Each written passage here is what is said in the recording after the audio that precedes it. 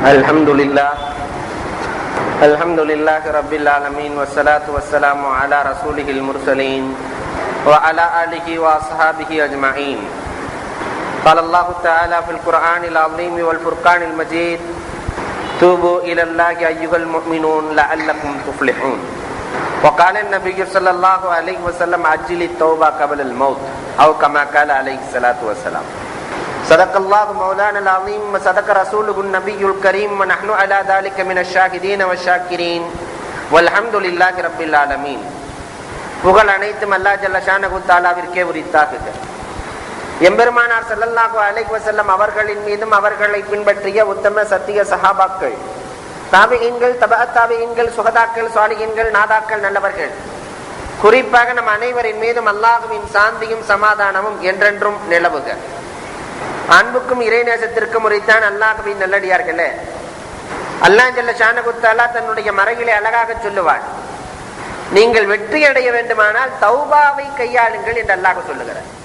மரணத்திற்கு முன்பதாக தௌபாவை விரைவாக செய்து கொள்ளுங்கள் என்று நபிகள் கோமான் பெருமானார் ஸல்லல்லாஹு அலைஹி வஸல்லம் அன்னவர்கள் சொல்லி காட்டுகிறார்.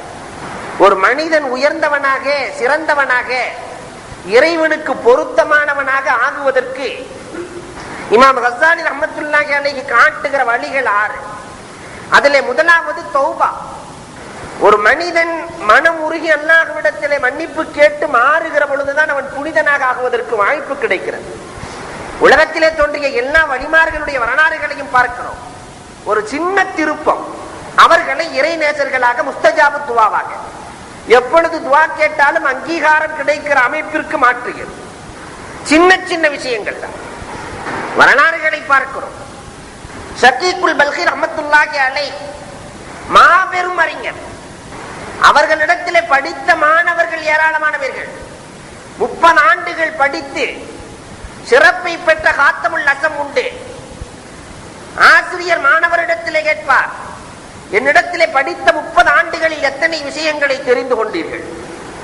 காத்தம் சொல்லுவார்கள், உங்களிடத்திலே பயின்ற 30 ஆண்டுகளில் 8 விஷயங்களை நான் தெரிந்து கொண்டேன். என்ன அந்த 8 விஷயங்கள்? உலகத்திலே ஒவ்வொருவரும் ஒவ்வொருவரை பிரியப்படுகிறார்கள். எதுவரை என்று நான் எண்ணி பார்க்கிறேன். வீடு வரை அந்த பிரியம், அல்லது காடு வரை, மௌத்தாகிற வரைக்கும் தான் பிரியம். கபருக்குள்ளும் ஒரு தோழன் வேண்டும் என்று நான் எண்ணி பார்த்தேன். ஆனால் நீங்கள் அன்றைக்கு குர்ஆனில் இருந்து கற்றுக் கொடுத்தீர்கள், நல்லமல்கள் தான் கபரிலும் தோழனாக வரும் என்று இறை வசனத்தின் மூலமாக கற்றுக் கொடுத்தீர்கள். உலகத்துல வேறு எதுவும் கபருக்குள்ளே வராது. உலகம் வரைக்கும் தான் கபருக்குள்ளே வருவது நல்லமல். அதையே என்னுடைய வாழ்க்கையின் சின்னமாக கடைபிடிக்கிறேன். இரண்டாவது, கடல்களின் அலைகளும் ஓய்வதில்லை, எண்ணத்தின் அலைகளும் ஓய்வதில்லை. கடல் அரிப்பை கட்டுப்படுத்த பாறைகளை பயன்படுத்துகிறோம். என்ன அரிப்பை கட்டுப்படுத்துவதற்கு எதை பயன்படுத்துவது? எல்லோருடைய எண்ணமும் அரிக்கிறது. உலகம் வேண்டும், உலகத்தினுடைய பொருளாதாரம் வேண்டும், காசு பணம் வேண்டும் என்று நப்சு அரிக்கிறது. இதை கட்டுப்படுத்துவதற்கு என்ன வழி என்று பார்க்கிறேன். உங்களிடத்திலே கற்றுக்கொண்டேன். இறை வசனத்தை ஓதினீர்கள். வனஹன் நப்ச அனில் ஹவா ஃபஇன்னலஹு. அல்லாஹ் ஜல்ல ஷானஹு தஆலா அழகாக சொல்லுகிறான், வமன் காஃப மகாம ரப்பிஹி வனஹன் நப்ச அனில் ஹவா ஃபஇன்னல் ஜன்னத ஹியல் மஅவா. யார் இறைவனை பயந்து நப்சை கட்டுப்படுத்துகிறார்களோ அவர்கள் ஒதுங்கிவிடும் சொர்க்கம் என்று அல்லாஹ் சொல்லி காட்டுகிறான். எனவே என்னுடைய நப்சை நான் இறை பயத்தால் கட்டுப்படுத்திக் கொள்கிறேன். இறைவனை பயந்தால் தான் நப்சு கட்டுப்படும். இல்லை என்றால் நப்சு ஆட்டம் காட்டிவிடும். இன்றைக்கு அல்லாஹ்வினுடைய பயம் உள்ளத்திலே இல்லாத காரணத்தினால் தான் நப்சுக்கு அடிமையாகி நாம் வாழுகிறோம். மனம் சொன்னதை நாம் கேட்கிறோமா, அல்லது நாம் சொன்னதை மனம் கேட்கிறதா? எண்ணி பார்க்க வேண்டும். இறை பயத்தால் என்னுடைய நப்சை நான் கட்டி போடுகிறேன். மூன்றாவதாக, உலகத்தில் இருக்கிற எல்லா பொருட்களும் அழிந்துவிடும், அழிந்து கொண்டுதான் இருக்கிறது. அழியா பொருள் எது என்று நான் எண்ணி பார்க்கிறேன். உலகத்திலே இருக்கிற எல்லாம் அழிந்துவிடும், ஆனால் அல்லாஹ்வுக்காக எது சேமிக்கப்படுகிறதோ அதுதான் அழிவதில்லை என்று நான் உங்களிடத்திலிருந்து தெரிந்து கொண்டேன். எனவே என்னிடத்தில் இருக்கக்கூடிய பொருளாதாரங்களை தான தர்மம் செய்து ஏழை எளியவர்களுக்கு, சொந்த பந்தங்களுக்கு கொடுத்து உதவி நான் மறுமைக்கான கணக்கை தயார் செய்து கொண்டிருக்கிறேன். இதுதான் மூன்றாவது கற்றுக்கொண்டது. நான்காவதாக, எதிலே கண்ணியம் இருக்கிறது என்று எண்ணி பார்க்கிறேன். கண்ணியம் எதில் உண்டு?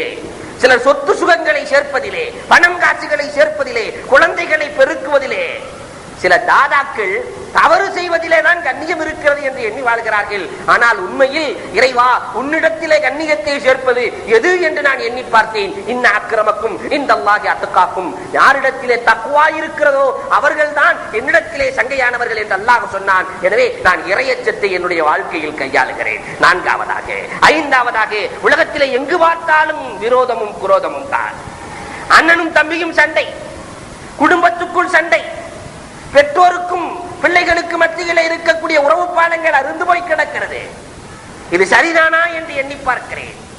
ஆனால் இறைமறையை நீங்கள் கற்றுக் கொடுத்தீர்களே, இன்ன ஷைத்தான் லக்கும் அதுவும் ஃபத்தஹிதுஹு அதுவா. உலகத்திலே உங்களுக்கு எதிரி ஷைத்தான் மட்டும்தான், வேறு யாரும் எதிரி இல்லை. அவனை மட்டுமே எதிரியாக தேர்ந்தெடுங்கள் என்று அல்லாஹ் சொன்னதை நான் மனதிலே வைத்து உலகத்திலே வேறு யாரையும் எதிரியாக பார்க்கவில்லை, சைத்தானை மட்டும்தான் நான் எதிரியாக பார்க்கிறேன். ஆறாவதாக உங்களிடத்திலே கற்றுக்கொண்டது, உலகத்திலே எங்கு பார்த்தாலும் போராமை, எதை பார்த்தாலும் போராமை. இந்த போராமை நீங்க என்ன வழி என்று எண்ணிக்கொண்டிருக்கிறேன். அல்லாஹ் திருமறையிலே சொன்ன வசனத்தை ஓதினீர்கள், நஹனு கஸம்னா பைனகும் மஈஷா, ஒவ்வொருவருடைய வாழ்க்கையும் நாம் பங்கு வைத்திருக்கிறோம் என்று அல்லாஹ் சொல்லுகிறார். அப்துல் காதர் பாய் இப்படித்தான் இருப்பார், அப்துல் ரஹ்மான் பாய் இப்படித்தான் இருப்பார். அல்லாஹ் பங்கு வைத்து விட்டான். அடுத்தவருக்கு பங்கு வைத்ததை வைத்து நாம் பொறாமைப்படுவதிலே அர்த்தமில்லை. அல்லாஹ் கொடுக்க போவதும் இல்லை, கொடுத்தவர்களிடத்திலிருந்து அல்லாஹ் பிடுங்க போவதும் இல்லை. எனவே யாரின் மீதும் போராமை கொள்ளக்கூடாது என்ற முடிவுக்கு நான் வருகிறேன். ஏழாவதாக, எல்லாம் ஒரு ஜான் வயிற்றுக்காக அலைந்து கொண்டிருக்கிறார்கள். எதற்கு ஆஸ்திரேலியா செல்லுகிறாய் என்று கேட்டால் வயிற்றைத்தான் காரணம் காட்டுகிறார். எதற்கு அமெரிக்கா செல்லுகிறாய் என்று கேட்டால் வயிறுதான். வயிறு மட்டும் இல்லை என்றால் ஆஸ்திரேலியாவுக்கும் அமெரிக்காவுக்கும் ஜப்பானுக்கும் மலேசியாவுக்கும் செல்ல வேண்டிய அவசியம் இல்லை. அல்லாஹ்விடத்தில் கேட்கிறேன், யா அல்லாஹ், இந்த வயிற்றால் இத்தனை சுற்றுகளா? அதற்கு ஒரு விளக்கம் கிடைத்தது. ஒமா மின் தாப்பத்தின் பில்லர் இல்லா அலல்லாஹி ரிஸ்குஹா. அல்லாஹ் குர்ஆனிலே சொல்லுகிறான், ஒரு புழுவை படைப்பதாக இருந்தாலும் அதற்கான உணவை படைத்து விட்டுத்தான் அல்லாஹ் புழுவை படைக்கிறார். முதலிலே உணவு, அதற்கு பிறகு புழு. அதனால் அல்லாஹ் எங்கிருந்தாலும் உணவு கொடுப்பான் என்ற உறுதிக்கு வந்து விட்டேன். இறைவனை வணங்கினால், இறைவனை உள்ளத்திலே நிறுத்தினால், இறைவனை துதித்தால், இறைவனுக்கு பொருத்தமாக நடந்தால் உணவை தேடிக்கொண்டு வந்து கொடுப்பான் என்று இறைவணக்கத்திலே என்னுடைய வாழ்க்கையை கழிக்கிறேன். அல்லாஹ் உணவை கொடுக்கிறான். எட்டாவதாக, உலகத்திலே ஒவ்வொருவரும் செய்யும் தொழிலை தெய்வம் என்று நம்பி வாழ்கிறார்கள். ஆனால் நான் இறைவனை மட்டும்தான் நம்பி வாழ்கிறேன். யார் இறைவனை நம்பி வாழுகிறார்களோ அவர்களுக்கு இறைவன் போதுமானவன். அதனால் நான் இறைவனை மட்டுமே நம்புகிறேன். இந்த 8 விஷயம்தான் ஷேக் அவர்களே உங்களிடத்திலே கற்றுக்கொண்டது என்று சொல்கிறார். காத்தமுல் அஸம் ஷகீக்குல் பல்கி இடத்திலே கட்டி பிடித்து மஸ்ஜிதை சுத்தி வருகிறார்கள். 4 வேதத்தையும் நான் படித்திருக்கிறேன், 4 வேதமும் இந்த 8ஐயும் தான் சொல்லுகிறது. இந்த ஷகீக்குல் பல்கி ரஹ்மத்துல்லாஹ் 30-40 ஆண்டு காலமாக கல்வித்துறையிலேயே மாணவர்களை உருவாக்கிய ஷகீக், இவர்களை பார்க்க ஜம்மால் வருகிறார்கள். முஹம்மது இப்னு ஜம்மால் ரஹ்மத்துல்லாஹி அலைஹி, எனக்கு ஏதாவது உபதேசம் செய்யுங்கள் என்றார்கள். 3 உபதேசங்களை தான் செய்தார்கள் ஜம்மாலுக்கு.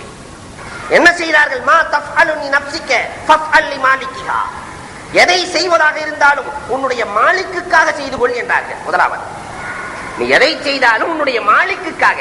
நமக்கு ஒரு மாலிக் உண்டு, அல்லாஹ் உண்டு, அவனுக்காக செய்து கொள். ஃபஸ்அல் லி நஃப்ஸிக, நீ எதை கேட்பதாக இருந்தாலும் லி மாலிகிஹா, மாலிக்கிடத்திலே கேட்டுக்கொள். அடிமை யாரிடத்திலே கேட்க வேண்டும்? அடிமை யாரிடத்திலே? மாலிக்கினுடைய அனுமதி இல்லாமல் வெளியே போக முடியுமா? மாலிக்குடைய அனுமதி இல்லாமல் மற்றவனிடத்திலே கேட்க முடியுமா? எஜமானுடைய அனுமதி இல்லாமல் எதை கேட்பதானாலும் எஜமானிடத்திலே கேட்டுக்கொள். உன் திறமையை காட்டாதே. என்னுடைய ஆற்றலால் தான் எனக்கு செல்வம் கிடைத்திருக்கிறது, என்னுடைய ஆற்றலால் தான் வியாபாரம் பெருகி இருக்கிறது சொல்லிவிடாதே. மாலிக்கின் காரணமாகத்தான், அந்த இறைவனின் காரணமாகத்தான் உனக்கு கிடைக்கிறது. எதை கேட்டாலும் இறைவனிடத்திலே கேட்டுக்கொள். இறைவன் ரொம்ப ரோஷக்காரன். அடுத்தவர்களிடத்திலே கேட்டுவிட்டு அவனிடத்திலே வந்தால் அவன் ஏற்றுக்கொள்ளப் போவதில்லை. அவன் ரொம்ப ரோஷக்காரன். அதற்கு அடுத்து உனக்கு எது நடந்தாலும் மா அஸாபக்க ஃபீ நஃப்ஸிக, உன்னுடைய நஃப்ஸுக்கு எது நடந்தாலும் அது மாலிக்கிடத்திலே இருந்து வந்ததுதான். ஃபர்லிபிஹி, அதை நீ பொருந்திக்கொள். என்ன வந்தாலும் இறைவன் நலவுக்காகத்தான் கொடுத்திருக்கிறான் என்று பொருந்திக்கொள். 3 உபதேசங்களை தான் செய்கிறார்கள் ஷகீக்குல் பல்கி முஹம்மது இப்னு ஜம்மாலுக்கு. சில ஆண்டுகளுக்கு பிறகு பார்க்கிறார்கள், முகமது இப்னு ஜம்மால் தண்ணீர்ல நடந்து போயிட்டு இருக்கிறார். ஷக்கீக்குல் பல்கி ரஹ்மத்துல்லாஹ் உபதேசம் செய்தவர்கள் ஆச்சரியமாக பார்க்கிறார்கள். நமக்கு முடியாத தன்மை, அவங்க நடக்க முடியல, ஆனால் உபதேசத்தை கேட்டவர் நடந்து செல்கிறார். அழைத்தார்கள் முகமது இப்னு ஜம்மாலை, உங்களுக்கு எப்படி ஆற்றல் கிடைத்தது என்று கேட்கிறார்கள். நீங்கள் சொல்லிக் கொடுத்ததில் 2 நான் பின்பற்றுகிறேன், 3 பின்பற்றல, முதல் 2 பின்பற்றுகிறேன். எதை செய்தாலும் மாலிக்குக்காக, எதை கேட்டாலும் மாலிக்கிடத்திலே, எதை கொடுத்தாலும் நான் பொருந்துகிற அளவுக்கு இன்னும் தயாராகவில்லை. 2 செய்த காரணத்தினால், நீங்கள் சொல்லித் தந்ததில் 2 பின்பற்றுகிற காரணத்தினால் தண்ணீரில் நடக்கிறேன், 3வதையும் பின்பற்றி விட்டால் நான் வானத்திலே பறந்து விடுவேன் என்றார்கள். இதை கேட்டதற்கு பிறகு ஷக்கீக்குல் பல்கி ரஹ்மத்துல்லாஹ் அழுது அழுது அல்லாஹ்விடத்திலே தௌபா செய்கிறார்கள். யா அல்லாஹ், நான் சொன்னேன், செய்யவில்லை யா அல்லாஹ், என்னை பின்பற்றக்கூடியவர்கள் செய்தார்கள், ஆற்றலை பெற்றார்கள் என்று அழுது புலம்பி தௌபா செய்தவர்களுடைய வாழ்க்கையில் ஒரு மாற்றம் வருகிறது. ஒரு சின்ன டர்னிங் பாயிண்ட் தான் ஒரு மனிதன் திருந்துவதற்கு. நீண்ட நேரங்கள் ஆகாது. ஷஅவானா இன்றைக்கு பெண்மணிகளிலேயே சிறந்தவர், உயர்ந்தவர் என்ற அந்தஸ்தை பெற்றிருக்கிற ஷஅவானா, அவர்களுடைய வரலாறுகளை பாருங்க. கவி படிப்பதிலேயும் அமெரிக்க அனாச்சாரங்கள் இருப்பதை போன்று அந்த காலத்துல ஷஅவானாவை விட அனாச்சாரம் செய்பவர்கள் யாரும் கிடையாது. கூத்து கும்மாளம், பல பெண்களை உடன் வைத்துக் கொண்டு கும்மாளம் அடிப்பதுதான் ஷஅவானாவின் வேலையே. இந்த ஷஅவானா ரோட்டிலே நடந்து செல்லுகிற பொழுது பணிப்பெண்களோடு ஒரு வீட்டில் இருந்து சத்தம் கேட்கிறது, ஏதோ ஒரு சத்தம். சாலிகை முர்ரியினுடைய வீடு. ஒரு பணிப்பெண்ணை அனுப்பி என்ன சப்தம் என்று பார்த்துவா. உள்ளே சென்ற பணிப்பெண் திரும்பி வரவில்லை. 2வது பணிப்பெண் சென்றால் உள்ளே திரும்பி வரவில்லை. 3வது பணிப்பெண் அனுப்பப்படுகிறது, சென்றால் திரும்பி வரவில்லை. 4வது பணிப்பெண் உள்ளே செல்லுகிறாள், திரும்பி வரவில்லை. முதல் பணிப்பெண் இப்பொழுதுதான் வெளியே வருகிறாள். வந்து சொன்னால், உள்ளுக்குள்ளே செல்பவர்களுக்கு உன்னிடத்திலே இல்லாத, நீ கற்றுக் கொடுக்கிற ஆட்டம் பாட்டங்களில் இல்லாத ஒரு ஈர்ப்பு அதற்குள் உண்டு. அது என்ன பார்த்து வரலாம் என்றுதான் ஷஅவானா உள்ளே செல்லுகிறார்கள். சாலிகை முர்ரி ரஹ்மத்துல்லாஹி அலைஹி அவர்களுடைய வீட்டில் திக்ர் மஜ்லிஸ் நடக்கிறது. இவ்வளவுதான், இறைவனை நினைவூட்டும் மஜ்லிஸ் நடக்கிறது. உள்ளே சென்றார்கள் ஷஅவானா, உள்ளத்தை பறிகொடுத்தார்கள். ஷஅவானா உள்ளத்தை பறிகொடுத்து உள்ளம் மாறுகிறது, திருந்தினார்கள். அதே சபையிலே சொன்னார்கள், சாலிகை முர்ரியிடத்திலே சென்று சொல்லுகிறார்கள், என்னுடைய பாவங்கள் நட்சத்திரங்களை விட அதிகமானது. அந்த அம்மா சொல்லுகிற வார்த்தைகள், என்னுடைய பாவங்கள் நட்சத்திரங்களை விட அதிகமானது. கடலில் இருக்கிற மீன்களை கூட எண்ணி விடலாம், தரையில் இருக்கிற மண்களை கூட எண்ணி விடலாம், என் பாவத்தை எண்ண முடியாது. இவ்வளவு பாவங்கள் நான் செய்திருக்கிறேன், இறைவன் என்னை மன்னிப்பானா என்று சாலிகை முர்ரி இடத்திலே கேட்கிற பொழுது, சாலிகை முர்ரி இறைநேசம் பெற்றவர்கள் அல்லவா, சொன்னார்கள், வந்திருப்பது ஷஅவானா தான் தெரியாது. சொன்னார்கள், இந்த உலகத்திலே ஷஅவானா செய்த அளவுக்கு பாவம் செய்தாலும் அல்லாஹ் மன்னிப்பான். ஷஅவானா செய்த அளவுக்கு பாவம் செய்தாலும் அல்லாஹ் மன்னிக்க தயாராக இருக்கிறார். அழுதார்கள், தௌபா செய்தார்கள். கடைசியில் முஸ்தஜாபு துவாவாக அந்த ஷஅவானா கரம் ஏந்தி விட்டால், யாருக்காகவாவது துவா செய்து விட்டால் உடனே அல்லாஹ் அங்கீகரிப்பார். பெரும் பெரும் பாவிகளையும் மன்னிக்க அல்லாஹ் காத்திருக்கிறார். நாம் தயாரா? திருந்துவதற்கு தயாரா? ஒவ்வொரு நாளும் சரியாக பார்க்கப்படக்கூடிய கணக்கு தான் சரியான கணக்கா இருக்கும். ஏப்ரல் டு ஏப்ரல் பார்க்கிற கணக்கு எப்படி இருக்கும்? அன்றைய நாள் இரவு உறங்குகிற பொழுதே தௌபா வந்து விட வேண்டும். இன்னைக்கு காலையில இருந்து நைட் வரைக்கும் ஒரு 5 நிமிடம் இருந்தால் போதும்.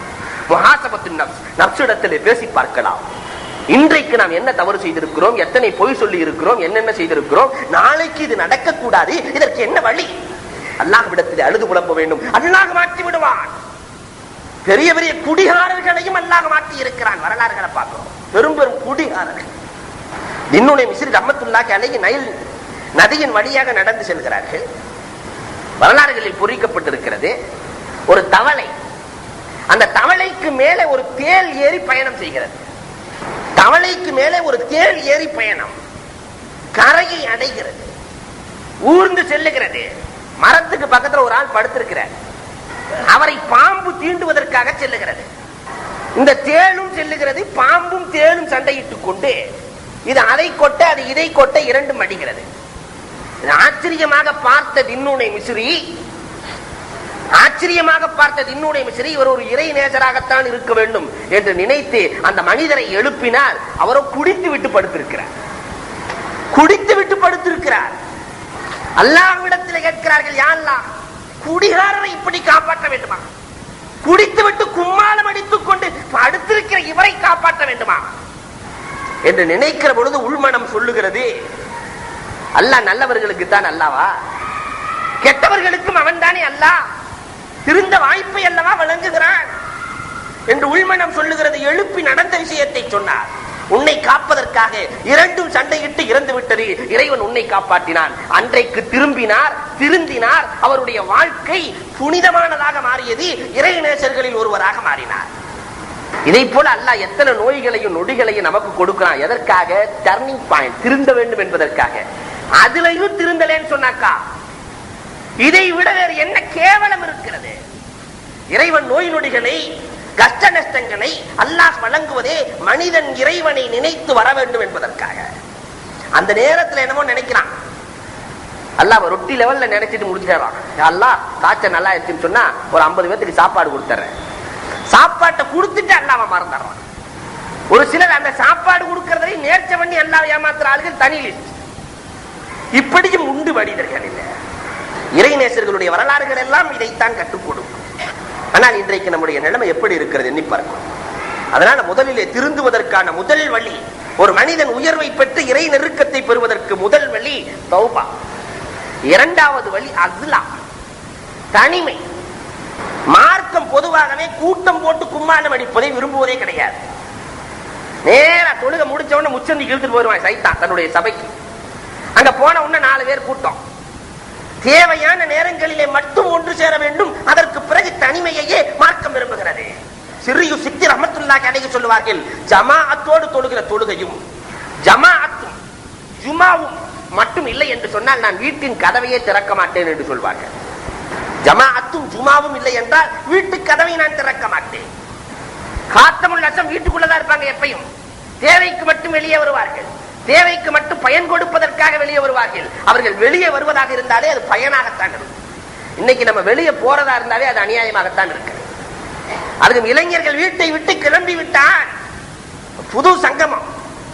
சில இடங்கள்ல பார்த்தா ராத்திரி 10 மணிக்கு மேல இளைஞர்கள் எல்லாம் ஒண்ணு சேர்ந்துடுறது.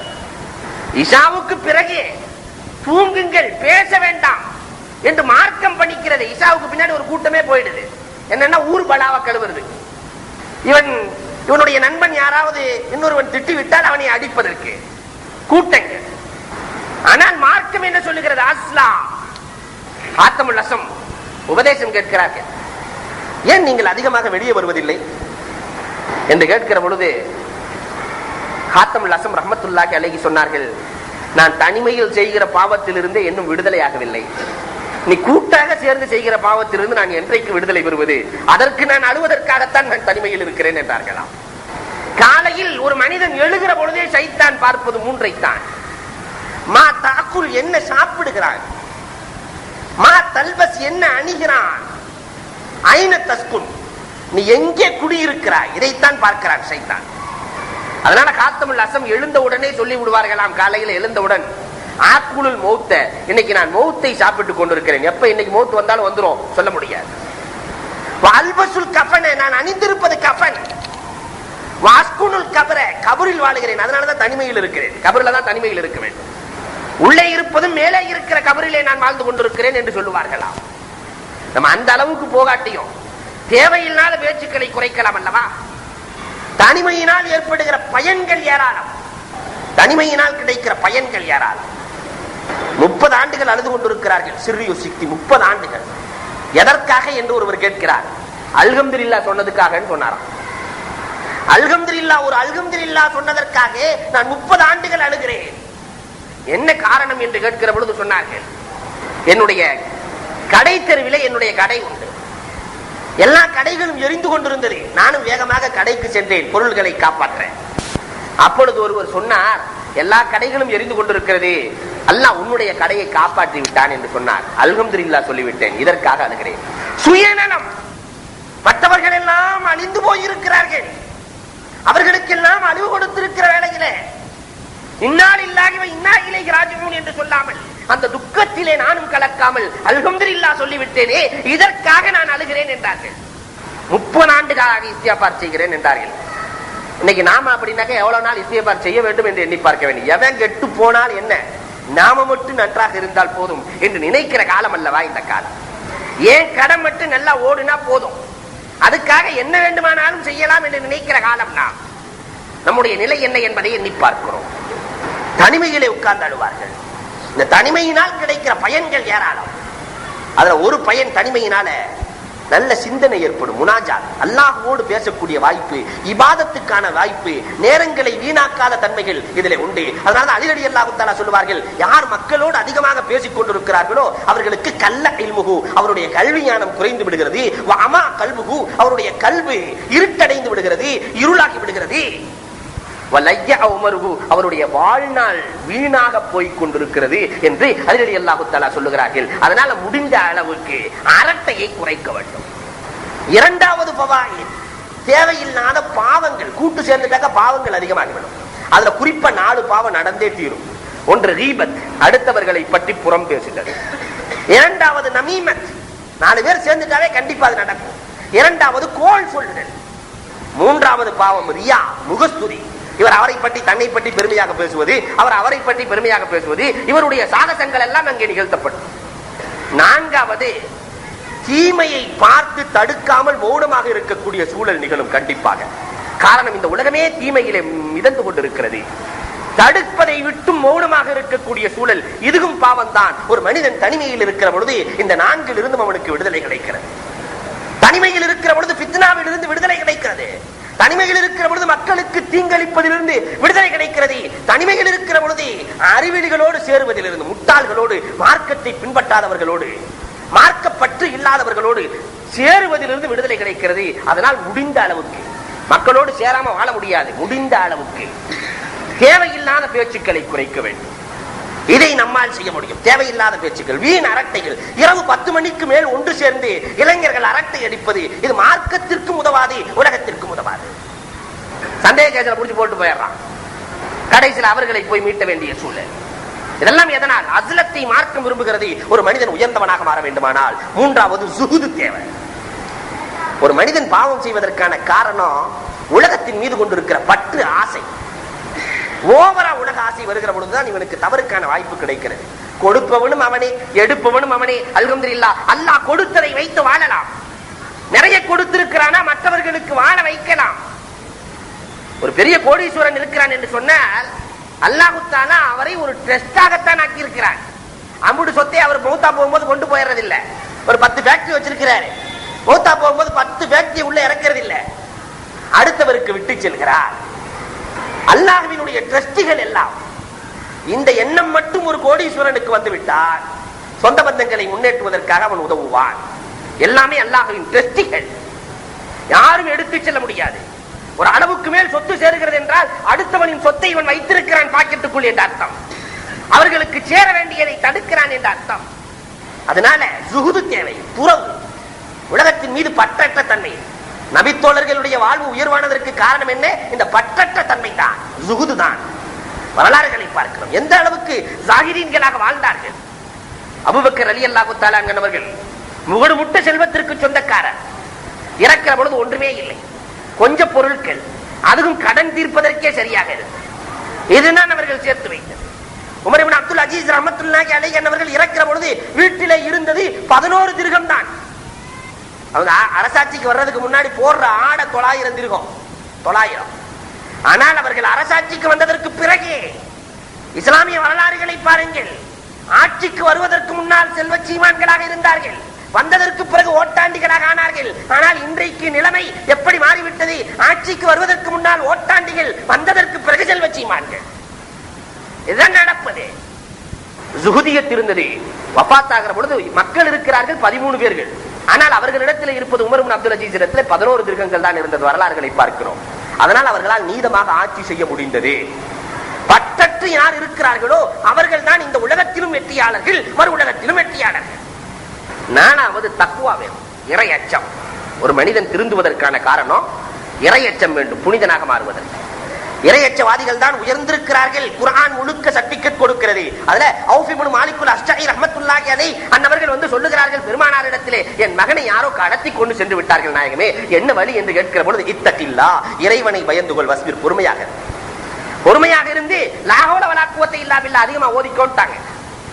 கொஞ்ச நாட்கள் ஆனது, மகன் வர்றாரு, கதவை தட்டாரு, பார்த்தா 4000 ஆடு பின்னாடி நிக்குது. 4000 ஆடு கடத்திட்டு போனார்கள். அஸ்ஹுருல் ஹுரும், ஹராமான மாதங்கள் என்று 4 மாதங்கள் இருக்கிறது. அதுல கொல்ல மாட்டான் கடத்துறவன். அரபுகள் 4 மாதத்திற்கு பிறகு கொலை செய்யலாம் என்று பாதுகாப்புக்கு ஒருவரை போட்டார்கள். இவர் ஆடு மேய்க்க போட்டான். ஆடு மேய்ப்பதற்காக அவுஃப் இப்னு மாலிகுல் அஷ்ஜஈனுடைய மகன் ஆடு மேய்க்கிறார். சாலிம் அவர் பெயர். ஆடு மேய்க்கிறார். பாதுகாப்புக்கு இருந்தவன் குளித்து விட்டு தூங்கினார். தப்பித்து ஓடி வருகிறார், தலைதெறிக்க ஓடி வருகிறார், மதீனாவினுடைய எல்லைக்கு வருகிறார். திரும்பி பார்க்கிறார். இவர் ஓடுவதை பார்த்து இவர் வளர்த்த ஆடுகளும் சேர்ந்து பின்னாடியே வந்துருச்சு. கதவை தட்டுறாரு. 4000 ஆடுகளோடு பெருமானார் இடத்திலே நடந்த கதையை சொல்லுகிற பொழுது, இறையச்சத்தோடு பெற்றோர்கள் இருந்த காரணத்தினால் மகனும் திரும்பினார், 4000 ஆடுகளோடு திரும்பினார் என்றார்கள் நபிகள் பெருமானார் ஸல்லல்லாஹு அலைஹி வஸல்லம். இறையச்சம் இருந்தால் அல்லாஹ் அறியாத புறத்திலிருந்து உணவையும் ரிசுக்கையும் வலிமையையும் வல்லமையையும் சக்தியையும் அனைத்தையும் கொடுக்க அல்லாஹ் காத்திருக்கிறான். இந்த 4 வழிகள் இதோடு போதும் என்ற மனப்பான்மை ஒரு மனிதனுக்கு வேண்டும். அல்லாஹ் கொடுத்ததை பொருந்திக் கொள்ளுகிற மனப்பான்மை வேண்டும். இந்த 6 இருந்தால் கண்டிப்பாக ஒரு மனிதன் புனிதனாக மாற வேண்டும். வல்லோன் அல்லாஹ் அத்தகைய வாய்ப்பை நம் அனைவருக்கும் வழங்குவானாக. வாஹுரு தாவா அனில் அல்ஹம்துலில்லாஹி ரப்பில் ஆலமீன். அல்ஹம்துலில்லாஹ் அல்ஹம்துலில்லாஹி ரப்பில் ஆலமீன் வஸ்ஸலாத்து வஸ்ஸலாமு அலா ரசூலில் முர்ஸலீன் வ அலா ஆலிஹி வ அஸ்ஹாபிஹி அஜ்மஈன். قال الله تعالى في القرآن العظيم والفرقان المجيد والله يعصمك من الناس. وقال النبي صلى الله عليه وسلم من عادى لي وليا فقد آذنته للحرب أو كما قال عليه الصلاة والسلام. صدق الله مولانا العظيم وصدق رسوله النبي الكريم ونحن على ذلك من الشاهدين والشاكرين والحمد لله رب العالمين. புகழ் அனைத்தும் அல்லாஹ் ஜல்ல ஷானஹு தஆலாவிற்கே உரித்தாக்குக. எம்பெருமானார் ஸல்லல்லாஹு அலைஹி வஸல்லம் அவர்களின் மீதும் அவர்களை பின்பற்றிய உத்தம சத்திய சஹாபாக்கள், தாபிஈன்கள், தபஅ தாபிஈன்கள், சுஹதாக்கள், சாலிஹீன்கள், நாதாக்கள், நல்லவர்கள், குறிப்பாக நம் அனைவரின் மீதும் அல்லாஹுவின் சாந்தியும் சமாதானமும் என்றென்றும் நிலவுக. அன்புக்கும் இறைநேசத்திற்கும் உரித்தான அல்லாஹுவின் நல்லடியார்களே, இன்றைக்கு உலகளாவிய முறையிலே இஸ்லாமியர்களுக்கு பலவிதமான எதிர்ப்பு குரல்களை கொடுக்கப்படுகிற இதே சூழ்நிலையில் நபிகள் பெருமானார் ஸல்லல்லாஹு அலைஹி வஸல்லம் உயிருக்கு உயிரான, உயிரிலும் மேலான கண்மணி நாயகம் ஸல்லல்லாஹு அலைஹி வஸல்லம் அன்னவர்களை கொச்சைப்படுத்தும் முகமாக இழிவுபடுத்தும் அமைப்பில் கேலி சித்திரம் வரையப்பட்டு இன்றைக்கு உலகத்தில் இருக்கிற எல்லா பகுதிகளிலிருந்தும் எதிர்ப்பு குரல் வந்து கொண்டிருப்பதை பார்க்கிறோம். இதுல கவலைக்குரிய விஷயம் என்னவென்றால், இஸ்லாமியர்களில் ஒரு சிலர்கள் இதெல்லாம் தேவைதானா, ரசூலுல்லாவை வரைந்தால் வரைந்து விட்டு செல்லட்டுமே என்று சொல்லக்கூடிய சூழலையும் நாம் பார்க்கிறோம். அன்பிற்குரியவர்களே, அல்லாஹ்வின் நல்லடியார்களே, நம்முடைய ஈமான் எப்பொழுது காமிலாகும் என்றார், நாம் எல்லாம் அல்லாஹ்வின் மீதும் ரசூலின் மீதும் வேதங்களின் மீதும் மறுமை நாளின் மீதும் நம்பிக்கை வைத்தவர்கள். நம்முடைய ஈமான் பரிபூரணமாக வேண்டுமானால் அல்லாஹ் குர்ஆனிலே சொல்லுகிறான், அந்நபியு அவுலா பில் முஃமினீன மின் அன்ஃபுஸிஹிம். முஃமின்கள் தங்களை விட நபியின் மீது நேசத்தையும் பாசத்தையும் அள்ளி வீசுகிற பொழுதுதான் அவன் முஃமினாகவே ஆக முடியும் என்று அல்லாஹ் சொல்லுகிறான். தான் பெரிதா நபி பெரிதா என்கிற பொழுது நபிக்காக தன்னையே அர்ப்பணிக்கிற உணர்வு யாருக்கு இருக்கிறதோ அவர்தான் முஃமின் என்கிறான் அல்லாஹ். 3 பொருட்களை பாதுகாப்பதை தன் பொறுப்பில் ஏற்றவன் அல்லாஹ். பைத்துல்லா, கலாமுல்லா, ரசூலுல்லா, இந்த 3ஐயும் பாதுகாக்கிற பொறுப்பு அல்லாஹ் வைச்சார். காபத்துல்லாவை இடிப்பதற்கு ஆபிரகாமின் படைகள் வந்த பொழுது அல்லாஹ் சின்ன சின்ன சிட்டுக்குருவிகளின் மூலமாக யானை படைகளை அழித்தான் என்ற வரலாற்றை அல்லாஹ் குர்ஆனிலே சொல்லி காட்டுகிறான். காரணம், காபத்துல்லாவை பாதுகாப்பது என்னுடைய பொறுப்பு. கலாமுல்லா, நானு நஸல்னா திக்ர வ இன்னா லஹு லஹாஃபிதுன், அல் குர்ஆனை நாமே இறக்கி இருக்கிறோம், அதை நாமே பாதுகாப்போம் என்கிறார். குர்ஆனினுடைய ஒரு புள்ளியை கூட யாரும் மாற்ற முடியாது. மாற்றுவதற்கு அகிலத்திலே யாருக்கும் அருகதையும் கிடையாது. குர்ஆனை போன்று கொண்டு வரலாம் என்று புறப்படுகிறான் உக்குபா. தாருன் நதுவாவிலே ஒரு கூட்டம் நடக்கிறது. முஹம்மது ஏதோ கலாம் ஓதிக் கொண்டிருக்கிறாராம், அல்லாஹ்வினுடைய வேதம் என்று சொல்லி. அதற்கு எதிராக நீங்கள் பெரிய அறிவாளி, குர்ஆனுக்கு எதிராக இன்னொரு கலாமை கொண்டு வர வேண்டும் என்று கொண்டு வந்தால் 100 ஒட்டகைகள் 10 ஒட்டகைகள் அன்பளிப்பு கொடுக்கிறோம் என்று சொல்லி அனுப்புகிறார்கள். உக்குபா மமதையோடு செல்லுவான். மாணவி இடத்திலே மோதுவதற்கு செல்லுகிறார். அல் குர்ஆனை போன்று ஒரு குர்ஆனை கொண்டு வருவதற்கு செல்லுகிறார். பெருமானார் ஓதிய சில வசனங்கள் தான், அலிஃப் லாம் ரா என்று துவங்குகிற வசனத்தை பெருமானார் ஓதினார்கள். ஒன்றும் பேசவில்லை. தலை குனிந்து வந்தான். தாருன் நதுவாவுக்கு வந்தான். கண்மணி நாயகம் ஸல்லல்லாஹு அலைஹி வஸல்லம் அன்னவர்கள் ஓதிய வசனத்தை கேட்டு தலை குனிந்து வந்து குஃபார்களிடத்திலே சொன்னான், அபூஜஹலிடத்திலே சொன்னான், இன்ன லகூல ஹலாவா இன்ன அலைஹில தலாவா அலாஹு முஸ்மிரா வஸ்வலுஹு முஹத்திக் மா ஹதா கௌலுல் பஷர் இன்னஹு யஅலு வலா யுலா அலை. அதனுடைய ஒவ்வொரு பகுதியாக நான் ரசித்தேன். மேல் பகுதி, கீழ்ப்பகுதி, அதனுடைய கருத்துக்கள், அதனுடைய அமைப்புகள், சொற்றொடர்கள், இலக்கியங்கள், இலக்கணங்கள் அனைத்தையும் நான் சிந்தித்து பார்த்தேன். இது மனித சொல்லே அல்ல. இதனோடு யார் போட்டியிட்டாலும் கண்டிப்பாக அதுதான் வெற்றி பெறும் என்று உக்குபா சொன்ன வரலாறுகள் ஹதீஸ் நூட்களிலே பொறிக்கப்பட்டிருக்கிறது. குர்ஆனை பாதுகாப்பதும் அல்லாஹ்வின் பொறுப்பு. ரசூலுல்லாஹ்வை பாதுகாப்பதும் அல்லாஹ்வின் பொறுப்பு. நபிகள் பெருமானார் ஸல்லல்லாஹு அலைஹி வஸல்லம் சாதாரண மனிதர் அல்ல, நம்மை போன்றவர்கள் அல்ல. நாயகம் சொர்க்கவாசி என்று சொர்க்கவாசிகளை தீர்மானித்து சொல்ல பெருமானாரால் முடியும். இவர் நரகவாசி என்று பெருமானாரால் சொல்ல முடியும். நம்மால் முடியுமா? இவர் சொர்க்கவாசி இவர் நரகவாசி என்று சொல்வதற்கு?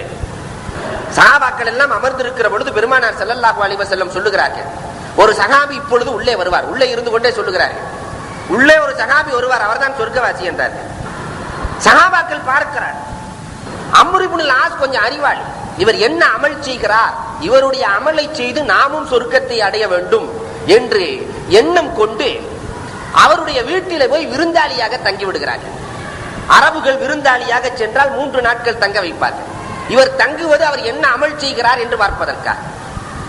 வணக்கங்கள் எல்லாம் எல்லோரும் செய்வதை போன்றுதான் செய்கிறார். ஏற்றத்தாழ்வு இல்லை. தஹஜ்ஜத் தொழுகிறார், காலையில் எழுகிறார், சுபுகு தொழுகிறார், வியாபாரத்திற்கு செல்லுகிறார், லுகர் தொழுகிறார். 3 நாள் கழித்து அம்ர் இப்னுல் ஆஸ் மீண்டும் அவரிடத்திலே கேட்கிறார்கள், 3 நாளைக்கு மேல விருந்தாளியா தங்க முடியாது, ரசூலுல்லாஹ் உங்களை சொர்க்கவாசி என்று சொல்லிவிட்டார்கள், பெரிய அமல் ஒன்றும் நீங்கள் செய்ததாக நான் பார்க்கவில்லை, சொர்க்கவாசிக்குரிய என்ன அமலை நீங்கள் செய்கிறீர்கள், நாயகம் சொல்லி இருக்கிறார்களே என்று கேட்கிற பொழுது, லா அஜிது ஃபீ நஃப்ஸி கிஷ்ஷம் மினல் முஸ்லிமீன், முஸ்லிம்களை ஏமாற்ற வேண்டும் என்ற எண்ணம் எனக்கு கடுகளவு கூட கிடையாது, இதுதான் நான் செய்கிற ஒரு அமல் என்று சொன்னார்.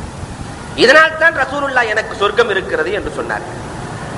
இன்றைக்கு நம்முடைய சகோதரர்கள் முஸ்லிம்களை ஏமாற்றணும், இஸ்லாமியனை ஏமாற்றணும் என்றுதான் இருக்கிறார். அண்ணன் தம்பியை ஏமாற்ற வேண்டும், தம்பி அண்ணனை ஏமாற்ற வேண்டும், மாமன் மச்சானை ஏமாற்ற வேண்டும், குழந்தை பெற்றவரை ஏமாற்ற வேண்டும். சொத்து பிரச்சனை என்றாலே யாரை ஏமாத்தி யார் அதிகமா எடுக்கிறது என்றுதான் நினைக்கிறார். பெருமானாரால் யார் சொர்க்கவாசி என்று சொல்ல முடியும்? ஹுனைன் போர்க்களத்திலே பெரும் வீரர், வேகமாக போர் செய்கிற வீரரை பார்த்து, வீர சஹாபியை பார்த்து பெருமானார் சொன்னார்கள், இவர் நரகவாசி என்றார்கள். சஹாபாக்களே அதிர்ந்து போனார்கள், இவர் நரகவாசியா? என்ன நாயகமே சொல்கிறீர்கள்? ஆம், இவர் நரகவாசி. கடைசியில் அவருக்கு ஒரு காயம் ஏற்பட்டது போர்க்களத்திலே. அந்த காயத்தின் வேதனை தாங்காமல் தன்னைத்தானே குத்திக் கொண்டு இறந்து கொண்டார், தற்கொலை செய்து கொண்டார். அதனால் தான் பெருமானார் சொன்னார்கள், ஒருவரை முன்கூட்டியே சொர்க்கவாசி என்றும் நரகவாசி என்றும் பெருமானாரால் சொல்ல முடியும். இதை விட மேலாக சொர்க்கத்திலே எந்த பிரிவிலே இருப்பார் என்று கூட பெருமானாரால் சொல்ல முடியும். சொர்க்கத்திலே எந்த பிரிவில் இருப்பார்? பெருமானார் ஒரு தடவை சொல்லுகிற பொழுது சொன்னார்கள், 70,000 பேர்கள் கேள்வி கணக்கு இல்லாமல் சொர்க்கத்திற்கு செல்லுவார்கள் என்று சொல்லுகிற பொழுது உக்காஷா ரலியல்லாஹு தஆலா பெருமானாரின் மீது காதல் கொண்ட உக்காஷா, பெருமானாரின் மீது நேசம் கொண்ட உக்காஷா, பெருமானாரினுடைய முத்திரை நுபுவத் முத்திரையை எந்த ஆடையுமே இல்லாமல் பெருமானாரினுடைய முதுகை பிடித்து முத்தம் கொடுத்து கட்டி அணைத்து சொர்க்கத்தை சொந்தமாக்கி கொண்ட அந்த உக்காஷா, பெருமானாரே நானும் அந்த கூட்டத்தில் இருக்க வேண்டும் என்று கேட்கிற பொழுது நபிகள் நாயகம் ஸல்லல்லாஹு அலைஹி வஸல்லம் சொன்னார்கள், நான் உனக்காகவும் துஆ செய்கிறேன், அந்த 70,000 பேர்த்துல நீயும் இருப்பேன். பக்கத்தில் இருந்த சஹாபி சொன்னார்கள், நாயகமே உக்காஷாவுக்கு மட்டுமா நாயகமே, எனக்கும் அதற்காக துஆ செய்யுங்கள், அந்த 70,000 நானும் ஒன்றாக இருக்க வேண்டுமே என்கிற பொழுது சபக்க கபிஹா உக்காஷா, உக்காஷா உன்னை முந்திக் கொண்டார். கியாமத் நாள் வரை இருக்கிற 70,000 பேர்களை அல்லாஹ் தேர்வு செய்வான். என்னுடைய சஹாபாக்களில் இந்த உக்காஷா மட்டும் தான் என்றார்கள் பெருமானார் ஸல்லல்லாஹு அலைஹி வஸல்லம். மாக்கி 69,000 999 உம்மத்துகளுக்கு என்று பெருமானார் ஸல்லல்லாஹு அலைஹி வஸல்லம் ஒதுக்கி சொர்க்கத்திலே எந்த படித்தரத்தில் இருப்பார் என்பதை கூட புரிந்து அறிந்து சொன்னவர்கள் பூமான் நபி ஸல்லல்லாஹு அலைஹி வஸல்லம். இவர்களை கேலி சித்திரம் வரைவதற்கு சமுதாயத்தில் யாருக்கு அருகதை இருக்கிறது? நம்மை போன்ற கண்கள் அல்ல, நம்மை போன்ற காதுகள் அல்ல, நம்மை போன்ற உடல் அமைப்பு அல்ல பெருமானாருக்கு. நபிகள் கோமான் சாதாரணமானவர்களா? மாபெரும் மாமேதை, அல் இன்சானுல் காமில் என்று சொல்லுவார்கள் அரபியில. உலகத்திலேயே காமிலான மனிதர் யார் இருக்கிறார்? காமிலான மனிதர். உலகத்தில் எத்தனையோ அரசர்கள் ஆண்டு இருக்கிறார்கள், மா மன்னர்கள் உருவாகி இருக்கிறார்கள், சக்கரவர்த்திகள் உருவாகி இருக்கிறார்கள், படை தளபதிகள் உருவாகி இருக்கிறார்கள், விஞ்ஞானிகள், ஆன்மீகவாதிகள், கவிஞர்கள், புலவர்கள், தத்துவ ஞானிகள் என்று எத்தனையோ பேர்களை உலகம் கண்டிருக்கிறது. அவர்களுடைய வாழ்க்கையில் எல்லாம் ஒரு வகையான கவர்ச்சி இருக்கிறது. ஆனால் யாருடைய வாழ்வும் வாக்கும் ஒன்றாக இருக்கிறது என்பதை எண்ணி பாருங்கள். உலகத்தில் எத்தனை அறிவாளிகள் வந்தாங்களோ அவங்களுடைய வாழ்வும் வாக்கும், சொன்னதை செய்தார்கள், செய்ததை சொன்னார்கள் என்ற வரலாற்றை பார்த்தால் பெருமானாரை தவிர அகிலத்திலே யாரையும் பார்க்க முடியாது. மாமேதன் யார சொல்றது? யாரிடத்துல 40 தன்மைகள் இருக்கிறதோ அவர்தான் மாமேதன். 40 தன்மைகள் சேர்ந்து இருக்கணும். அதுல ஒரு தன்மை போனாலும் அவரை மாமேதை என்று சொல்ல முடியாது. வாய்மையாளராக, தூய்மையாளராக, பொதுநல தொண்டராக, பொறுமையின் சிகரமாக, அனாதைகளை ஆதரிப்பவராக, அடிமைகளுக்கு விடுதலை கொடுப்பவராக, எளிய வாழ்வினராக, ஏழை பங்காளியாக, நம்பிக்கைக்குரியவராக, நாணயம் மிக்கவராக, நேர்மையான வணிகராக, நீதி வலுவாதவராக, சத்திய சீலராக, சாந்தம் மிகுந்தவராக, நிர்வாக தலைவராக, குடும்ப பொறுப்பாளியாக, பெண்ணுரிமை காவலராக, கண்ணிய வாழ்வு மிக்கவராக, சத்தியம் சமைப்பவராக, சகோதரத்துவம் வளர்ப்பவராக, மூட நம்பிக்கைகளை வேறறுப்பவராக, முழு மனிதராக, மா வீரராக, மா முனிவராக, படை தளபதியாக, சிந்தனை சிற்பியாக, சீர்திருத்த செம்மலாக, சத்திய செம்மலாக, இணையில்லா இபாதத்துக்கு வழிகாட்டியாக, குறைவில்லா சட்ட அமைப்பாளராக, சாந்தி மிகுந்தவராக, எங்கும் எதிலும் எவராலும் போற்றப்படக்கூடியவராக இருப்பவர் தான் ஒரு சமுதாயத்தின் தலைவராக, மாமேதையாக இருக்க முடியும். அது மாணவியை தவிர அகிலத்தில் யாருக்கு பொருந்தும்? அத்தனை சிறப்புகளையும் ஒருங்கே பெற்ற பெருமானார் ஸல்லல்லாஹு அலைஹி வஸல்லம் அன்னவர்களுடைய வரலாறுகளை நீங்கள் கொஞ்சம் புரட்டி பாருங்கள். பெருமானாரின் காலத்தில் அல்லாஹ் பெருமானாரை எப்படி பாதுகாத்தார்? ஹுபைப் ரலியல்லாஹு தஆலாவினுடைய வரலாறுகளை கொஞ்சம் புரட்டி பார்க்கிறோம். 10 பேர்களை இஸ்லாத்தை கற்றுக் கொடுக்க வேண்டும் என்று அழைத்து செல்லுவார்கள் குஃபார்கள். அழைத்து சென்று 9 பேர்களை கொலை செய்து விடுவார்கள். ஹுபைப் ரலியல்லாஹு தஆலா 10வது நபர். ஹுபைப் ரலியல்லாஹு தஆலா தூக்கு மேடைக்கு ஏற்றப்பட போகிறார்கள். நீண்ட வரலாறு சுருக்கி சொல்லுகிறேன். இந்த இடத்திலே பெருமானாரை கொண்டு வந்து நிறுத்தினால், முகம்மதை கொண்டு வந்து நிறுத்தினால் உம்மால் திட்ட முடியுமா? முகம்மதை பார்த்து ஏ முகம்மதே என்று ஒரு வார்த்தை சொல்ல முடியுமா உன்னால் என்று குஃபார்கள் கேட்கிறார்கள். முகம்மது அங்கே இல்லை. முன்னால் முகம்மது இருப்பதை போன்று நீ நினைத்து ஏ முகம்மதே என்று சொல்லிவிடு, உனக்கு தூக்கு கிடையாது என்று சொல்லுகிற பொழுது ஹுபைப் ரலியல்லாஹு சொன்ன வார்த்தை என்ன தெரியுமா? பூமானின் மீது கொண்டிருந்த பாசம், நேசத்தின் அளவுகோல் என்ன தெரியுமா? பெருமானார் நடந்து கொண்டிருக்கிற பொழுது யதார்த்தமாக இயற்கையாக பெருமானாரினுடைய காலிலே முள்குத்துவதை கூட எங்களால் தாங்கிக் கொள்ள முடியாது. அப்படிப்பட்ட நாயகத்தை முன்னால் நிறுத்தி ஏ முகம்மதே என்று சொல்லுவதா? என்னுடைய உயிர் போகட்டும், ஆனால் பெருமானார் காக்கப்பட வேண்டும் என்றால் பெருமானாரின் மீது சஹாபாக்கள் வைத்திருந்த நம்பிக்கை என்ன, எந்த அளவிற்கு வைத்திருக்க வேண்டும்? அந்த நாயகத்தை அல்லாஹ்வே புகழ்ந்து புகழ்ந்து பேசுகிற எந்த நபியை பத்தி அல்லாஹ் இப்படி பேசல. கண்ணை பத்தி வர்ணிக்கல, நெஞ்ச பத்தி வர்ணிக்கல, கால வர்ணிக்கல. ஆனா குர்ஆனில் அல்லாஹ் நபியினுடைய ஒவ்வொரு உறுப்புகளாக வர்ணிக்கிறானே, அந்த நாயகத்தை கேலி சித்திரம் வரைவதா? பெருமானாரை என்னென்ன வகையிலே நிந்தனை செய்தார்களோ அத்தனை பேர்களையும் அல்லாஹ் நிந்தனை செய்தான் என்பது வரலாறு. தப்பத்தியதா அபூலஹப் அல்லாஹ் குர்ஆனிலேயே சொல்லி காட்டுகிறார். நாயகத்தை பார்த்து கை நீட்டினான் கயவன். தப்பல்லக்காலி ஹாதா ஜமஅத்தனா, இதற்காகத்தான் எங்களை ஒன்று சேர்த்தாயா என்று பெருமானாரை பார்த்து கை நீட்டிய காரணத்தினால் ஒரு வசனம் கியாமத் நாள் வரை அவனை சபிக்க வேண்டும். உன்னுடைய கைதான் மூதேவி நாசமாகும் என்கிறான் அல்லாஹ். உன்னுடைய கைதான் நாசமாகும். மனைவி பெருமானார் நடக்கிற பொழுது முல்லை போட்டால் என்ற காரணத்தினால் விறகுகளோடு சேர்ந்து முள் இருக்கும், அந்த முல்லை போடுவாள் பெருமானாரின் மீது குத்தட்டும் என்பதற்காக. அல்லாஹ் அந்த விறகையே அவளுக்கு தூக்கு மேடையாக ஆக்கினார். விறகை தலையிலே வைத்துக் கொண்டு செல்லுகிற பொழுது கயிறு தூக்காக மாற்றி விறகு பின்னால் விழுந்தது, அவள் இறந்தாள். அல் குர்ஆனிலே அல்லாஹ் சொல்லி காட்டுகிறான். தப்பத்தியதாக பெருமானாரை கல்லால் எறிந்தான் அபூலஹப். பெருமானாரினுடைய வேறு யாரும் இல்லை, சிறிய தந்தை அபூலஹப், பெருமானாரின் சிறிய தந்தை. உக்கால் கடை வீதியில செல்லுகிற பொழுது பெருமானார் சென்று கொண்டிருக்கிற பொழுது கல்லால் எறிந்தான். பெருமானாருக்கு ஒரு சிறு காயம் ஏற்பட்டது. இதை அல்லாஹுவால் தாங்கிக் கொள்ள முடியவில்லை. கடைசியிலே அவனுடைய மரணம் என்ன தெரியுமா? அம்மை நோயால் தனிமையாக்கப்பட்டு இறந்து கிடக்கிறான். கல்லால் எறிந்தே குழியிலே தள்ளினார்கள் என்பது வரலாறு. கண்மணிக்கு நீ ஒரு கல் வீசி இருக்கலாம், ஊரே சேர்ந்து உன்னை கல்லால் எறியும் என்கிறான் அல்லாஹ். பெருமானாரை காத்த விதம் என்ன? நபித்தோழர்கள் எப்படி பெருமானாரை காத்தார்கள்? ஹுதைபியா உடன்படிக்கையை நீங்க கொஞ்சம் வரலாறுகளிலே புரட்டி பாருங்க. ரத்தம் கொதிக்க வேண்டும். நபியை பற்றி ஒருவன் சின்ன வார்த்தைகள் சொன்னால் கூட இஸ்லாமியனால் தாங்கிக் கொள்ளக்கூடிய அளவிற்கு நிலை இருக்கக்கூடாது. காரணம் பெருமானாரினுடைய அன்பின் வெளிப்பாடு. சாதாரணமானவர்கள் அல்ல நபிகள் பெருமானார் ஸல்லல்லாஹு அலைஹி வஸல்லம். உர்வத் இப்னு மஸ்ஊத் ஸகஃபி ரலியல்லாஹு தஆலா இஸ்லாம் ஆகிறதுக்கு முன்னாடி ஹுதைபியா உடன்படிக்கையிலே அவரை அனுப்புகிறார்கள். அந்த மனிதர் எப்படிப்பட்டவர் என்று பார்த்து வாருங்கள். உளவுத்துறைக்காக சென்றார்கள். ரசூலுல்லாவை பார்ப்பதற்கு உளவாளி செல்லுகிறார். உர்வத் இப்னு மஸ்ஊத் பெரிய அறிவாளி. நபித்தோழர்களை பார்க்கிறார், அசந்து போனார். இது போன்ற ஒரு தலைவரை நான் அகிலத்திலே கண்டதில்லை. எச்சியை துப்பினால் அதை பிடிப்பதற்காக ஒரு கூட்டம், எச்சியை கூட கீழே விழ விடாத அளவிற்கு ஒரு கூட்டம். ஒழு செய்தால் ஒழுவில் இருக்கிற தண்ணீரை பிடிப்பதற்கு கையேந்து நிற்கிறார்கள்.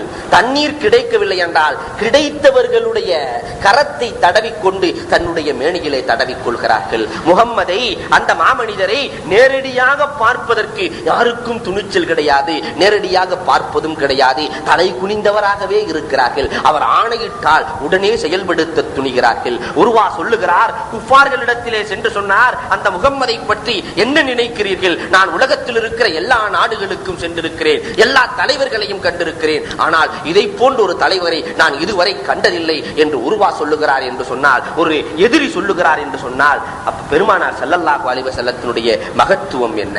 ஹூமான் நபி ஸல்லல்லாஹு அலைஹி வஸல்லம் அவையிலிருந்து கொஞ்ச நேரம் வெளியே சென்று விட்டாலே சஹாபாக்கள் எல்லாம் பதைத்து விடுவார்கள். பெருமானாருக்கு ஏதாவது ஆகியிருக்குமோ என்று செல்லுவார்கள். எப்பொழுதும் பெருமானார் செல்லுகிற பொழுது 4 சஹாபாக்கள் புடை சூடத்தான் போவாங்க. நபி பெருமானாருக்கு ஏதாவது ஆனால் என்ன செய்வது என்று. அப்பொழுது அல்லாஹ் பார்த்து சொல்லுகிறான், நாயகத்திற்கு நீங்கள் பாதுகாப்பா? சமுதாயத்திற்கே நாயகம் தானே பாதுகாப்பு, நாயகத்திற்கு நீங்கள் பாதுகாப்பா? வல்லாஹு யாஸிமுக மினன்னாஸ். நாயகமே, இவர்கள் எல்லாம் பாதுகாக்க தகுதி இல்லை, உனக்கு பாதுகாவலராக, உங்களுக்கு பாதுகாவலராக நானே இருக்கிறேன் நாயகமே. வல்லாஹு யாஸிமுக மினன்னாஸ். இந்த அல்லாஹ் உங்களை அனைவரிடத்திலிருந்தும் பாதுகாப்பான், நானே பாதுகாவன். அல்லாஹ்வே பெருமானாரை பாதுகாக்கிறான் என்றால் பெருமானாரினுடைய கண்ணியம் என்ன, மகத்துவம் என்ன? இந்த பெருமானாரை கேலி சித்திரம் வரைவதா? அதை பார்த்து கொண்டு இஸ்லாமியர்கள் நிம்மதியாக இருப்பதா? வரலாறுகளை பார்க்கிறோம். பெருமானார் ஸல்லல்லாஹு அலைஹி வஸல்லத்தினுடைய வரலாறு. பெருமானாரை கொலை செய்வதற்காக ஹிஜ்ரத்திலே அம்பும் கம்புமாக இருந்த வேளையிலே அல்லாஹ் சொன்ன வார்த்தை என்ன? நாயகமே, ஒரு மண் பிடியை எடுத்து தூவி விடுங்கள், நான் கண்களை மூடுவேர்கள். கண்களை நான் மறைத்து விடுகிறேன், அவர்களால் பார்க்க முடியாத நாயகமே என்று அல்லாஹ் பெருமானாரை பாதுகாக்கிறான். பனு குறைலாவாசிகள் பெருமானாரை கொலை செய்ய வேண்டும் என்று ஒரு சுவற்றுக்கு பின்னால் பேச்சுவார்த்தை நடத்துகிறார்கள். மேலிருந்து பெரிய பாறையை போட்டு மாணவியை கொன்று விடலாம் என்று பாறையை போட திட்டமிடுகிறார்கள். பெருமானாருக்கு அல்லாஹ் சொல்லிவிட்டான், இது எம் குருபிக்கல்லதீன கஃபரு, காஃபிரானவர்கள் உங்களை கொல்ல சூழ்ச்சி செய்கிறார்கள் நாயகமே, அவர்களை கொல்ல நான் சூழ்ச்சி செய்துவிட்டு அந்த பாறை அவர்கள் மீது விழுந்தவர்கள் இறப்பார்கள் நாயகமே, பாருங்கள் நாயகமே என்கிறான் அல்லாஹ் தஆலா. பெருமானாரை பாதுகாக்கிற பொறுப்பை அல்லாஹ் எடுத்துக் கொண்டான். பெருமானார் ஸல்லல்லாஹு அலைஹி வஸல்லத்தின் மீது நம்முடைய உயிரை விட நேசம் செலுத்த வேண்டும் என்றுதான் அல்லாஹ் குர்ஆனிலே பணிக்கிறான். நம்முடைய உயிரை விட பெருமானாரின் மீது நேசம் செலுத்த வேண்டும். தல்ஹத் இப்னு பர்ராவினுடைய வரலாறுகளை பாருங்கள், எப்படி நேசம் செலுத்தினார்கள் அந்த சஹாபாக்கள் என்று புரியும். நாம் அப்படி நேசம் செலுத்துகிறோமா என்பதை எண்ணி பார்க்க வேண்டும். தல்ஹத் இப்னு பர்ரா பெருமானார் ஸல்லல்லாஹு அலைஹி வஸல்லம் எதை சொன்னாலும் அப்படியே செயல்படுத்தக்கூடிய மாவீரர் தல்கத் இப்னு பர்ரா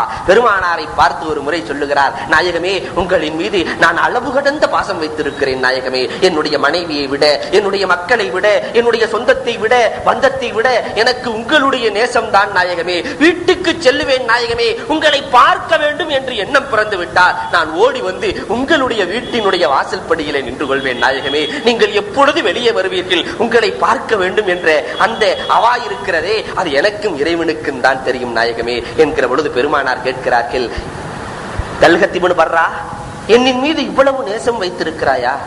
நான் சொல்வதை நீ செய்வாயா? என்ன நாயகமே செய்ய வேண்டும்? எனக்காக உன்னுடைய உயிரை விடுவாயா என்கிற பொழுது வேகமாக கத்தியை எடுக்கிறார். நாயகமே, நீங்கள் சொல்லியதை நாயகமே நான் கேட்கவில்லை, உங்களுக்காக உயிரை விட நான் தயாராக இருக்கிறேன் நாயகமே. பெருமானார் தடுத்து விடுகிறார்கள். பெருமானார் ஸல்லல்லாஹு அலைஹி வஸல்லம் என்றைக்குமே அவர்களின் மீது எந்த அளவிற்கு பாசமோ அதை விட பன்மடங்கு சமுதாயத்தின் மீது பாசம் செலுத்தக்கூடியவர்கள் பெருமானார் ஸல்லல்லாஹு அலைஹி வஸல்லம். தல்ஹா ஒரு மடங்கு பாசம் என்று சொன்னால் பெருமானார் அதை விட பல்லாயிரம் மடங்கு பாசம் நிறைந்தவர்கள்.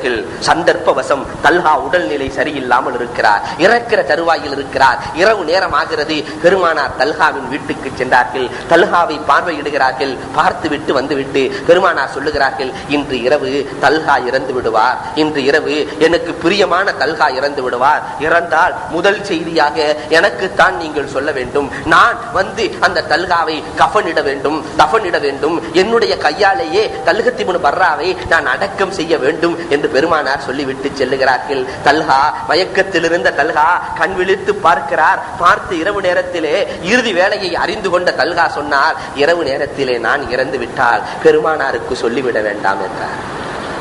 பெருமானாருக்கு நீங்கள் சொல்லிவிட வேண்டாம். நபிகள் கோமான் நாயகம் ஸல்லல்லாஹு அலைஹி வஸல்லம் அன்னவர்களுக்கு தெரிந்தார் நான் இறந்து விட்டேன் என்ற செய்தி கிடைத்தார்.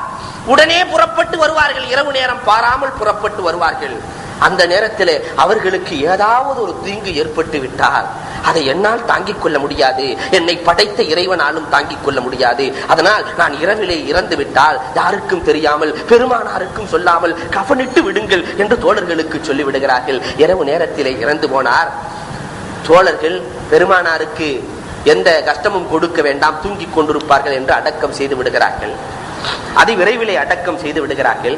மறுநாள் காலை பூமான் நபி ஸல்லல்லாஹு அலைஹி வஸல்லம் தல்கத் இப்னு பர்ராவினுடைய நிலைமை என்ன என்று கேட்கிற பொழுது சொல்லுவார்கள், தல்கத் இப்னு பர்ரா இறந்து விட்டார், தல்கத் இப்னு பர்ரா இறந்து விட்டார், யாருக்கும் தெரியாமல் நாங்கள் அடக்கம் செய்து விட்டோம், அவர்தான் சொல்ல வேண்டாம் என்று சொன்னார். பெருமானார் ஸல்லல்லாஹு அலைஹி வஸல்லம் கண் கலங்கியவராக தல்கத் இப்னு பர்ராவினுடைய கபருக்கு சென்றார்கள். அனைவரையும் கூட்டி பெருமானார் ஸல்லல்லாஹு அலைஹி வஸல்லம் பெருமானார் தொழுகை நடத்துகிறார்கள். நடத்திவிட்டு சொன்னார்கள், நாயகம் ஸல்லல்லாஹு அலைஹி வஸல்லம், என்னின் மீது இவர் பாசம் கொண்டிருக்கிறார், இவரின் மீது நானும் நேசம் கொண்டிருக்கிறேன், கண்டிப்பாக அல்லாஹ் இவருக்கு சொர்க்கத்தை தர வேண்டும், நீங்கள் எல்லாம் துஆ செய்யுங்கள் என்கிறார்கள். பெருமானாரின் மீது ஒரு துரும்பு படுவதை கூட சஹாபாக்களால் தாங்கிக் கொள்ள முடியாது. அந்த நபிகள் நாயகம் ஸல்லல்லாஹு அலைஹி வஸல்லம் அன்னவர்களை இன்றைக்கு கேலி சித்திரமாக வரையப்பட்டு இன்றைக்கு சமுதாயத்தினுடைய முன்னோடியிலே நிறுத்தப்பட்டு எப்படியும் பெருமானாரை ஆக்கிக் கொள்ளலாம் என்று நினைக்கிறார்கள். ஆனால் இஸ்லாமிய உள்ளங்களாக இருக்கிற ஒவ்வொருவரும் குமுறி எழுந்தாக வேண்டும். காரணம், நம்முடைய உயிரை விட மேலானவர்கள். லா தஜஅலு துஆ ar-ரசூலிக துஆஇ பாதிக்கும் பாலா, உங்கள் சிலரை அழைப்பதை போன்று நாயகத்தை நீங்கள் அழைத்து விடாதீர்கள். அல்லாஹ் குர்ஆனிலே சொல்லி காட்டுகிறான், மற்ற நபிமார்களை போன்று நாயகம் அல்ல. நாயகம் பிறப்பதற்கு முன்பதாகவே அல்லாஹ் ஜல்ல ஷானஹு தஆலா நபிமார்களிடத்திலே ஒப்பந்தம் செய்கிறார், மக்களிடத்தில் அல்ல, நபிமார்களிடத்திலே ஒப்பந்தம் செய்கிறான். இது அகதல்லாஹு மீசாக்கன் நபியின் லமா ஆதீதுக்கும் மின் கிதாபின் வ ஹிக்மா, அல்லாஹ் குர்ஆனிலே சொல்லிக் கொண்டு வருகிறான். எல்லா நபிமார்களையும் ஒன்று சேர்த்து லதுமினுன் நபிஹி, இந்த நபியை கொண்டு நீங்கள் ஈமான் கொள்ள வேண்டும், இந்த நபிக்கு நீங்கள் உதவியாளராக இருக்க வேண்டும். அக்ரர்தும் அலா தாலிக்கும் வகத்தும், அல்லாஹ் குர்ஆனிலே சொல்லி காட்டுகிறார். இந்த ஒப்பந்தத்திலே கையெழுத்திடுகிறீர்களா? எல்லோருமே நபியை கொண்டு ஈமான் கொள்ளுகிறேன், நபிக்கு உதவி செய்வேன் என்று சொல்கிறீர்களா? எல்லா நபிமார்களும் சொன்னார்கள், அக்ரர்னா, நாங்கள் ஒப்பந்தத்திலே கையெழுத்திடுகிறோம், நபிக்கு உதவியாக இருப்போம், நபியை கொண்டு ஈமான் கொள்ளுவோம் என்று சொல்லுகிற பொழுது நீங்கள் சாட்சியாளர்கள் வான மாஷாஹிதீன். அல்லாஹ் சொல்லுவான், ஆனா மின்கும், நானும் உங்களில் இருந்து ஒரு சாட்சியாளராக இருக்கிறேன், நானும் இதிலே கையெழுத்திடுகிறேன் என்கிறான். நபிகள் கோமான் பிறப்பதற்கு முன்பதாகவே எல்லா நபிமார்களிடத்திலேயும் அறுதிமானம் விட்டுக் கொண்டான் என்றான். எல்லா நபிமார்களும் உம்மத்தே முஹம்மதியாவிலே பிறக்க வேண்டும் என்று ஆசைப்பட்டார்களே, அந்த நபியை காண வேண்டும் என்று ஆசைப்பட்டார்களே, அந்த நபிக்கு ஒரு சின்ன தூசி பட்டு விட்டால் நபியின் மீது அதை தாங்கிக் கொள்ளக்கூடிய சமுதாயமாக இந்த சமுதாயம் இருக்கக்கூடாது. அதை முன்னிட்டுத்தான் இன்றைக்கு ஒரு பேரணி ஏற்பாடு செய்யப்பட்டிருக்கிறது. அனைவரும் ஈமானை காமிலாக்கிக் கொள்ள வேண்டும் என்ற எண்ணம் கொண்ட ஒவ்வொருவர், நபியின் மீது அன்பும் பாசமும் நேசமும் கொண்ட ஒவ்வொருவர் அதிலே கலந்து தங்களுடைய எதிர்ப்பு குரலை வெளியிட்டு நாமும் ஒரு காமிலான முஃமின் என்பதை வெளிப்படுத்தும் முகமாகத்தான் இன்றைக்கு ஏற்பாடு செய்யப்பட்டிருக்கிறது. அனைவரும் அதிலே கலந்து கொண்டு அல்லாஹ்வினுடைய அருளையும் அன்பையும் பெறுகிற நன்மக்களாக வல்லோன் அல்லாஹ் நம் அனைவரையும் ஆக்கி அருள்வானாக. வாஹிரு தாவா அனில் ஹம்துலில்லாஹி ரப்பில் ஆலமீன்.